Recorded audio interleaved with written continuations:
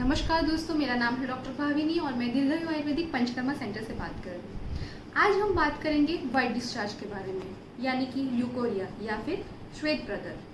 तो सबसे पहले जो वाइट डिस्चार्ज है वो हमेशा एक बीमारी नहीं होती, उसके लिए हमेशा कोई ट्रीटमेंट की ज़रूरत नहीं होती, क्योंकि कुछ ऐसे टाइम होता है जो वो नॉर्मल होता है, यानी कि वो फिजियोलॉजिकल है, एंड कुछ कंडीशन है जब वो एबनॉर्मल है, यानी कि इन्फ्लामेटरी है। तो सबसे पहले जो वाइट डिस्चार्ज है वो बच्चेदानी का मुंह यानी कि सर्विक्स या फिर वजाइना यानी कि योनि उसमें से आता है, वो गर्भाशय में से नहीं आता है। जब जो वाइट डिस्चार्ज है वो कब नॉर्मल है, जब भी कोई भी लेडी को ओव्यूलेशन होता है, यानी कि जब स्त्री बीज में से जो अंडा है वो बाहर निकलता है, तो उस टाइम पे जो वाइट डिस्चार्ज होता है उसे नॉर्मल कहा गया है, वो फिजियोलॉजिकल है।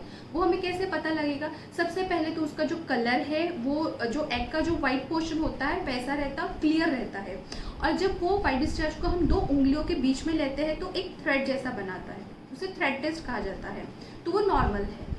कब वो एबनॉर्मल है?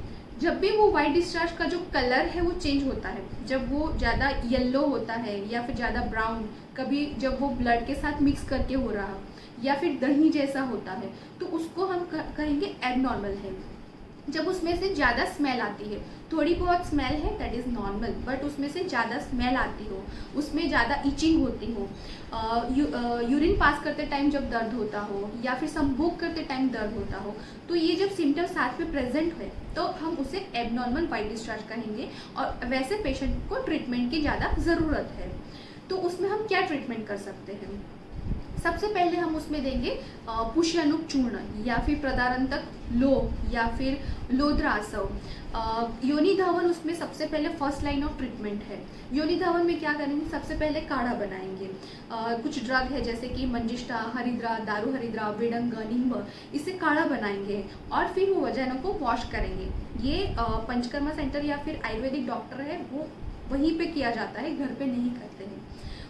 और नॉर्मली आपको डूशिंग नहीं करना चाहिए। डूशिंग यानी कि वजाइना को कोई भी साबुन या उससे साफ करने की ज़रूरत नहीं, नॉर्मल पानी से आप साफ कर सकते हो, ठीक है। सेकेंड थिंग, हम उसमें कुछ मेडिसिन है वो देते हैं, जैसे कि विडंगारिस्ट है, गंधक रसायन है, कुछ हर्ब्स है, आयुर्वेदिक हर्ब जो हम यूज़ कर सकते हैं, जैसे कि मंजिष्ठा, हरिद्रा, दारू हरिद्रा, विडंग, नींब, शतावरी, लोद्र, नाग केसर, जो स्तंभन है, मतलब कि जो वाइट डिस्चार्ज को स्टॉप करता है, तो वो हमें तो हम यूज़ कर सकते हैं।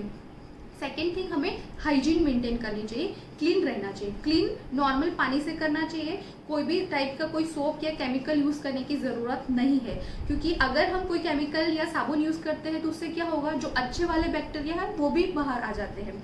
ये जो वाइट डिस्चार्ज होता है उसका मेन रीज़न ही यही होता है कि कुछ भी अगर इन्फेक्शन है तो ये वाइट डिस्चार्ज के साथ मिक्स हो जाता है और उसके बाद डिस्चार्ज के थ्रू बाहर निकल जाता है, तो वो प्रोटेक्शन के लिए है। तो हमें उसको ज़्यादा कोई साबुन वगैरह से वॉश करने की ज़रूरत नहीं है, नॉर्मल पानी से भी वॉश करेंगे तो भी चलेगा।